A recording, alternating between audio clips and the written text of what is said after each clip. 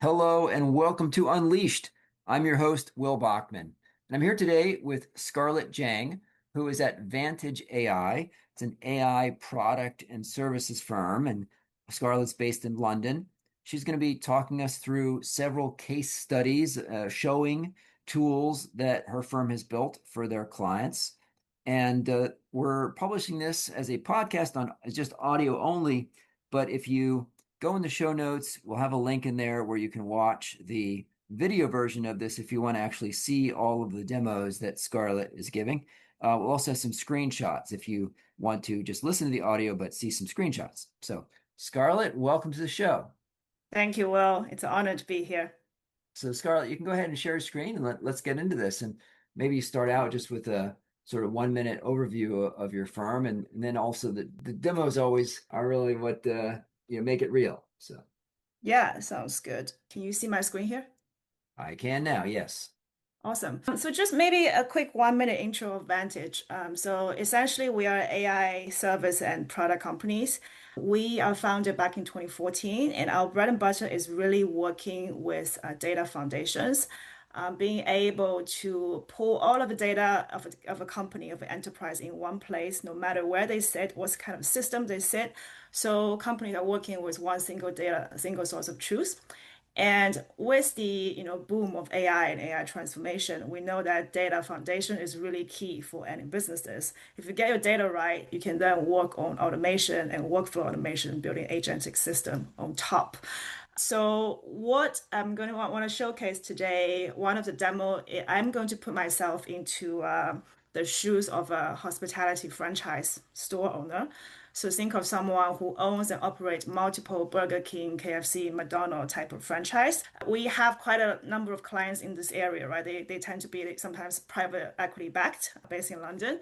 So what I'm showing you today is a mock demo, but it's mocked based on real client use cases. The data is not real, but similar to use cases. So if I am a hospitality franchise owner, I will be running multiple site locations, juggling between staffing data, sales data, customer experiences, etc., all at once. And traditionally, these execs rely on, manual data queries. They send an email to the data team, who then sends back a report, giving, to give us certain insights about the business that the executive is asking for. And what I want to be able to show today is essentially a chatbot that can now do this in real time. So what you have in front of you is a chatbot that we have built. And you can see on top of here, there's the existing custom dashboard. So it just shows some monthly sales query, sales data, and some monthly labor cost data. And the chatbot essentially is at the bottom of the screen here. So in order to work with the data set, I first want to understand what kind of data that we do have, right? So I'm just going to ask the simple question, what data do we have available and what time periods does it cover? If I understand my data, then I can, you know, work more with it. So the chatbot is now thinking. You can see it's explaining its reasoning. I'm sure you're not unfamiliar with this. It's similar to the Claude or OpenAI experiences. What it's doing is kind of translating my natural language question into SQLs at the back end. And then you can see the answer here. So we are working with daily sales data, product sales, labor data, employee labor, discount information, review data. So these are unstructured review data and operations data, such as hourly, productivity, inventory, etc. So now we know what kind of data that we have. Let's do a simple query, a simple aggregation. Give me a top line summary of sales performance across all store for the last 90 days. So this is a simple just, aggregation. Essentially, what my analysts, used to do historically is pulling all the information into an Excel. You then add them up, right? So let's wait a couple minutes and see what the So just chatbot to can. for me Yeah, to recap what I'm seeing here, this yeah. is this is saying it's a tool that you, let's say, have built for a client, and the client is the owner of a number of, let's say, fast food franchises. so Yeah, that they own 10 or 20 or 100 franchises, and you've already built the tool for them. So they're now querying the tool and they ask, okay, remind me what data sets you've already connected all the data. So they're saying, okay, what data sets do we have connected here? Just to remind me. And then it's functioning a bit like a business intelligence tool, but right. instead of having a dashboard already set up, they can query and say, all right, show me this view, show me that view. Yeah, that's exactly right. That's exactly right. So I'm right now I'm pretending I'm the CEO of a Burger King, right? Like Right. in London, I own 100 franchises. And I Okay. just want to find out some trends about my store's performances, whether being productivity performance or sales performance. And you're exactly right. The data has been pre-built into the tool. So I'm just simply querying at the front end. And your client would be the franchise owner, right? It's not like you would do it for Burger King and then make that available to all their franchise owners everywhere. It's your client would be an individual franchise owner who has these different data field sets on their systems, but they don't have easy access to it. Yeah, so our clients could be Burger King as well. Okay. Usually Burger King, runs on a franchise model, right? They go into different countries and they will partner with franchise kind of owners in the country to make that happen. And sometimes in the private equity company, they buy the master franchise of a given country. So we're essentially servicing these franchise owners. Does that answer your question? Yeah. Okay. Yeah. Should I continue with the demo? Sure. Yeah. Yeah. Let's keep going. Awesome. So the chatbot has given the answer, right? So I was asking about the last 90 days top line summary of sales performance. And as you can see here, it's telling me we've got data for 14 stores in this case. So total net sales is 12.9 million. We've got quite large number of transactions, 456,000 of transactions. Average ticket price is like $28. So this is probably like a burger menu plus some chips and some Coke, right? And then the chatbot has proactively plotted that information on the chart for me as well. So I think, yeah, simple aggregation. Clearly, the chatbot can do this simple ask. So I suggest we do something a little bit more complicated, which would require some ranking. Show me which stores are the top three and bottom three performers by net sale in the last 6 months, and what is the gap between them. So what this requires is ranking from top to bottom of net sales, adding them up, adding the last 6 months up for all 14 stores, and calculation of subtraction of the top performer minus the negative, the bottom performer. Let me just show you. There's some prompting tips that we usually give to our clients. So we should be specific about the metrics that we're asking one question at a time, ask for comparisons, try compare X versus Y, show the trend over time, etc. There's also like a show reasoning tick box here. By ticking it, we're seeing the reasoning behind it as we speak. So it's gonna Sure. take yeah, sometimes it takes longer, sometimes it takes shorter, depends on the model speed at the time. Okay.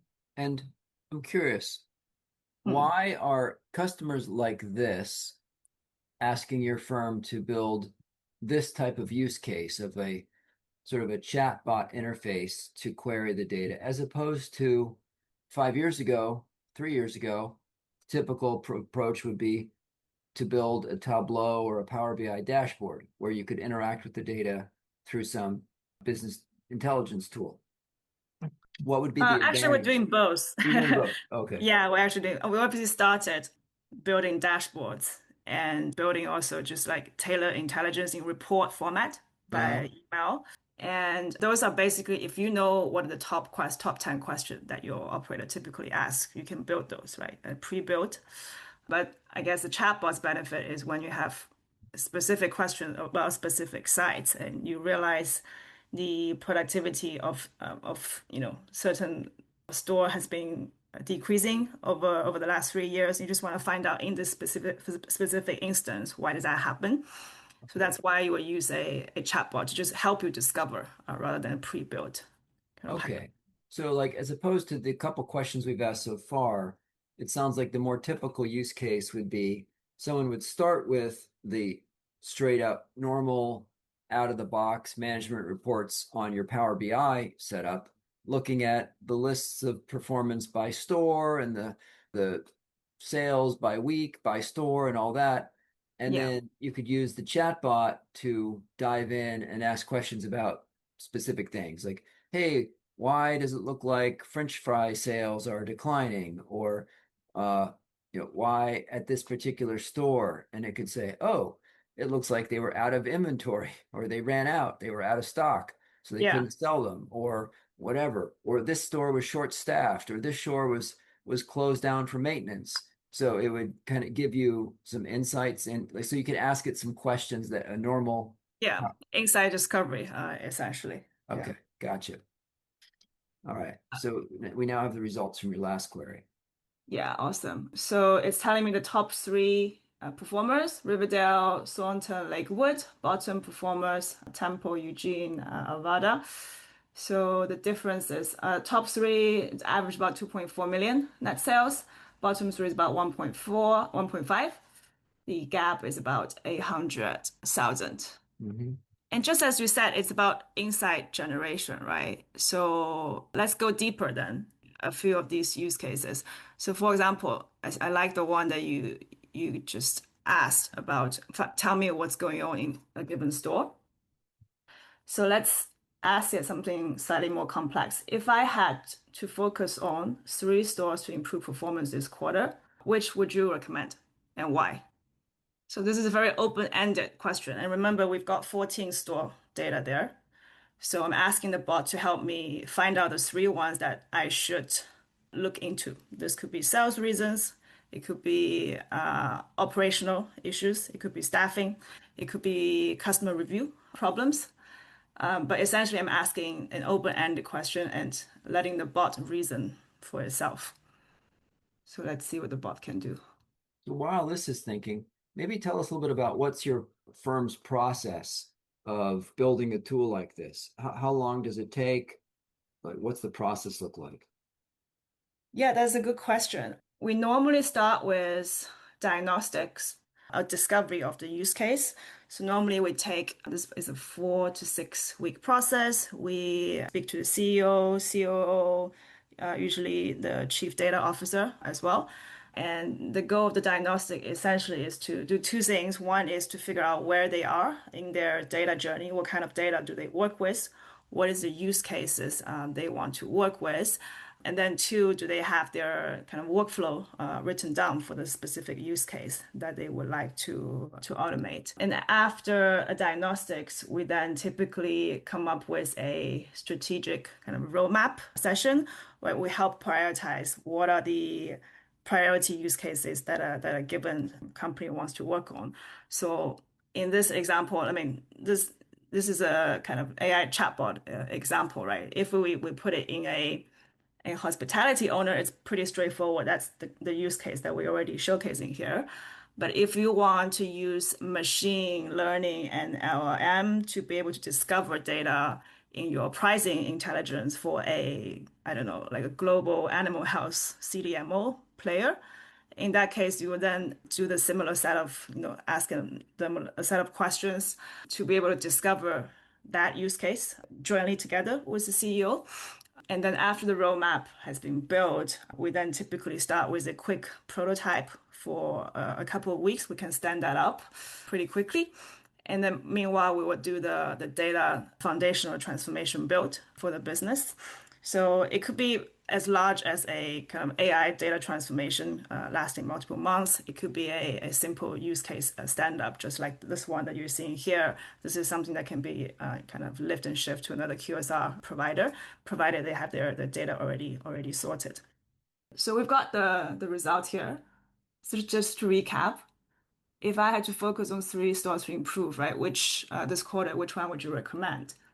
The intelligence analyst is telling me there are three stores. So for Temple, the reason it's chosen is because this is the lowest revenue for the last 6 months. and with the highest untapped potential. Total net sales about 1.7 million. This is lower than the average peer. Average ticket size 26, also lower than the average peer. And remember, this is a kind of mock data set, right? In reality, we will be seeing much more variation than this.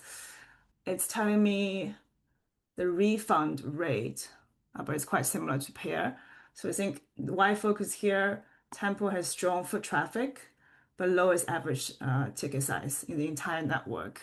Customers are walking in, they are just not spending enough per visit. So this is a reason to look into this store. Second one for Eugene, a reason why it's chosen is because of its most volatile Hmm. with sharp collapse in February. So it's telling me average net sales the third lowest compared to peers. The February sales have dropped 21% Hmm. month to month, whereas my average peer is like about stable to -7 month to month. Average ticket price again is lower, second lowest. It's got like a tax reasoning for this as well, right? So Eugene had the most severe single month drop for any stores, has the highest transaction count but the low ticket, unlike Temple. The third one, Springfield, the reason is the only store that's showing persistent downward trajectory. So this is not just about drop for 1 month, but actually a persistent trend. And it's also plotted all three stores' performance on a chart. And we can see Tempo is the one in red here. And we're seeing a persistent trend, well, with the exception of March. So I wonder what's going on in March. So yeah, hopefully that showcases the capability of the LLM tool. We can keep going like this, right? We can dive deeper No, we into don't need to dive what deeper. I the think that's work. good. Question is, if a company already had a Power BI set up or a Tableau set up, what would Mm. it take to add on this chat query capability to a business intelligence that's already been set up? It wouldn't be too difficult, to be honest, because most of the work of this is actually the data cleaning, data ingestion, transformation, making sure the semantic layer work. Once that semantic layer work, it's about putting a chatbot that has the LLM capability of translating human language into SQL and being able to query that and present that. So what you're seeing here is essentially two AI technology. One is the machine learning. You use large amount of historic data and predict the future and being able to spot trend. Two is that LLM capability, essentially to translate a human language so that not everybody is a CEO of a franchise operator, right? If you got like a single store operator who are a little bit less sophisticated, they can use a human language to query the bot without relying understanding SQL. All right, great. So yeah, let's go on to the next case study. Sharing my screen again. Let me know if you can see the screen. Yes, I can see it. Awesome. So for this one, what we showed earlier was the LLM and machine learning. And what I want to be able to show now is more like workflow automation. So automating end-to-end workflow via kind of agentic systems, right? And the use case that I picked is the account payable month-end reconciliation workflow. So essentially, if you are a CFO, every month you're working with just matching your invoices at the general ledger level versus the sub-ledger level and making sure that the two invoices will match. And normally that's a pretty manual process. There's, I think, average about 5 days of month-end closing period for average private equity-backed company. And what I want to be able to showcase is how can then AI help with this process. And so the human is only the reviewer in this process rather than going through all the manual steps. So here I have three different files here just to show you. One is the general ledger. One is the payment information. One is the vendor invoices at the sub-ledger level. So I'm going to be dropping these raw files in here. 1 second. There we go. So vendor invoices, payment, the general ledger posting. And these files are in Excel. So essentially I've extracted them from an ERP system and I uploaded them. This is what you're seeing here is a Streamlit app built on top of a Snowflake.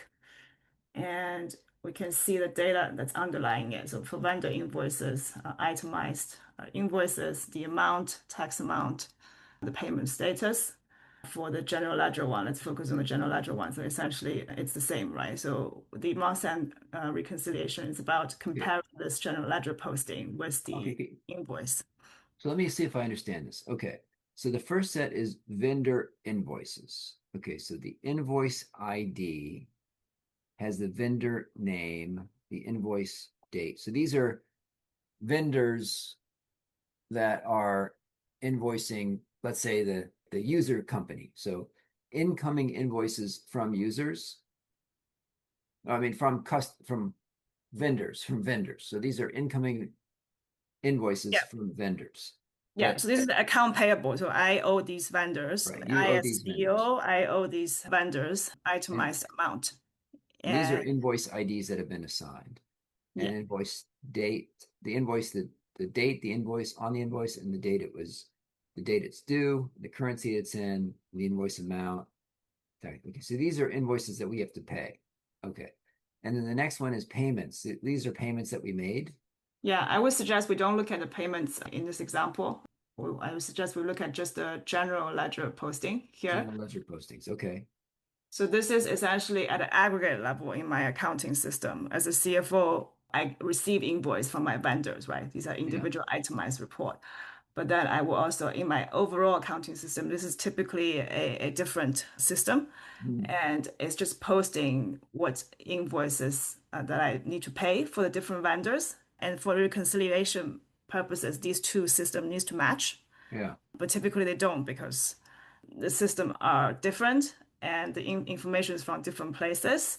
One could be from my vendors. They just send this to me through their own invoices. This is while this one is centralized in my own accounting system. We might be getting a contract from our own data sources.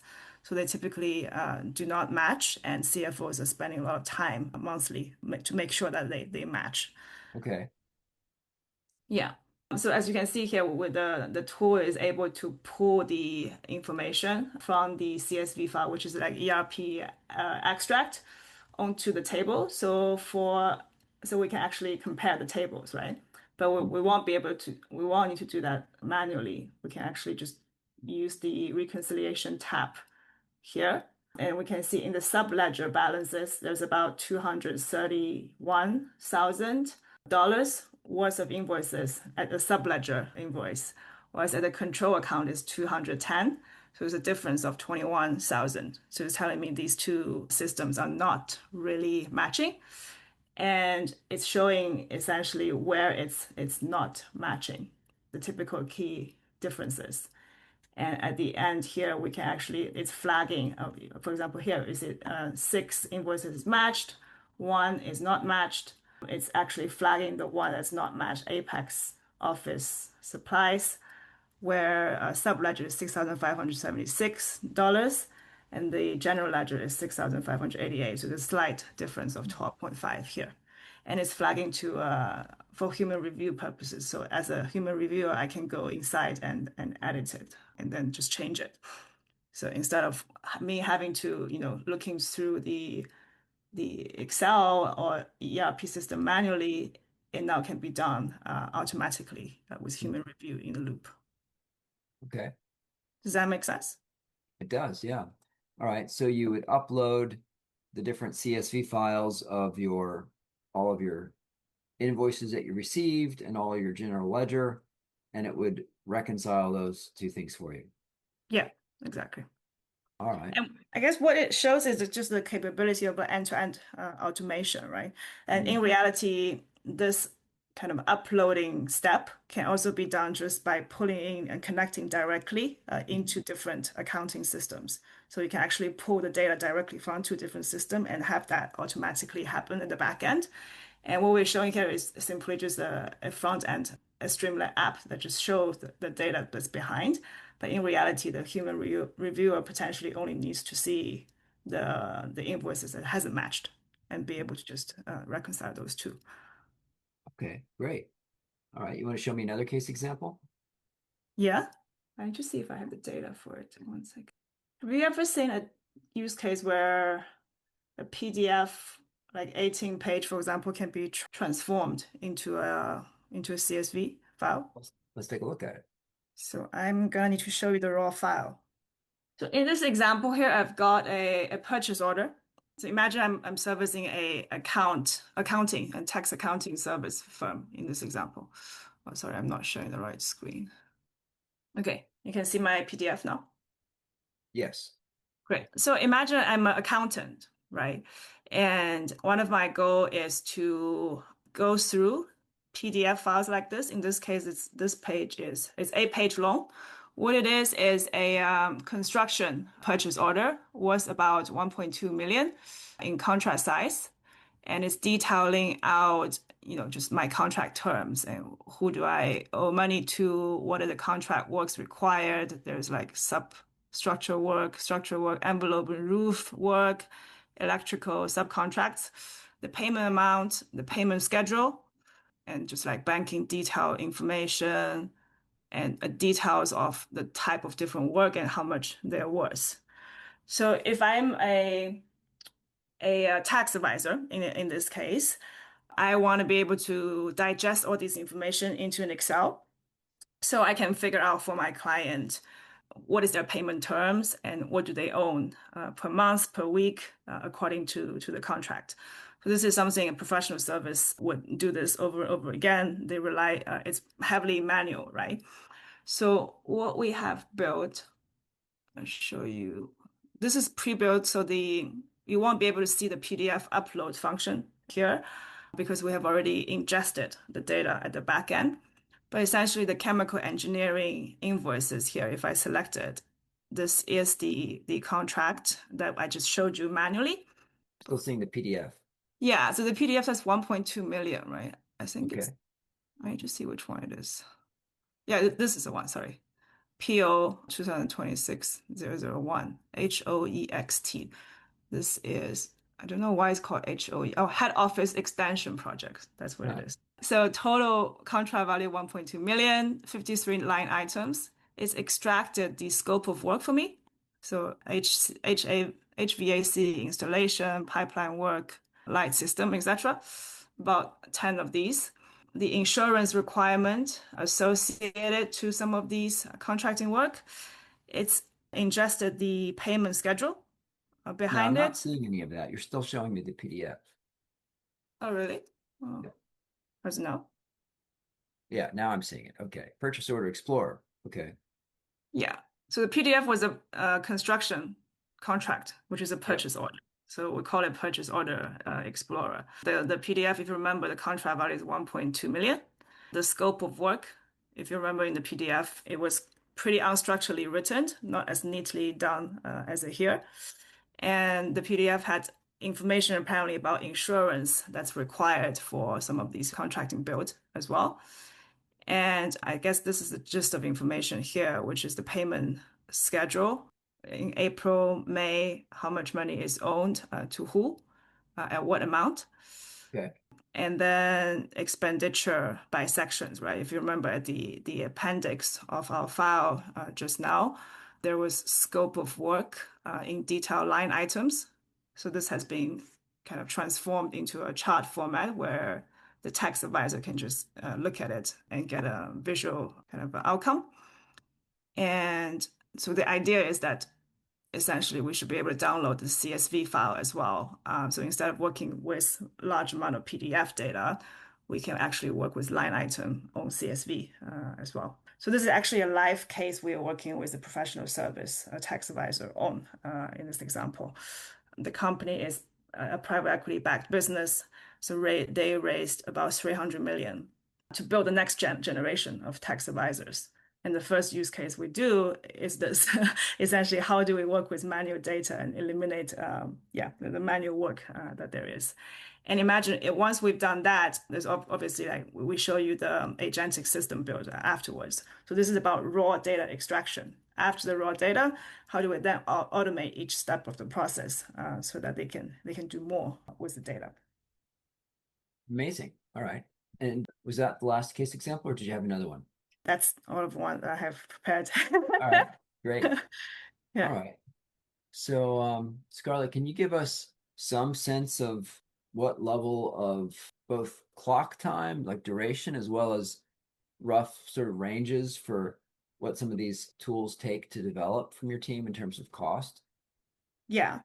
So for a prototype like this, like demo that I just showed you, they actually doesn't take that long. A few days is all that it takes to stand it up. Because what it requires is essentially some level of data that is real from the client. We then just ingest them and Snowflake or Databricks these days, which is a data warehouse that these data that the Streamlit app that you just saw sit, they have become quite advanced in that they've got like essentially LLM coding technology where you can actually, yeah, stand up this, allowing you to leverage their tooling data set to stand up the prototype relatively quickly.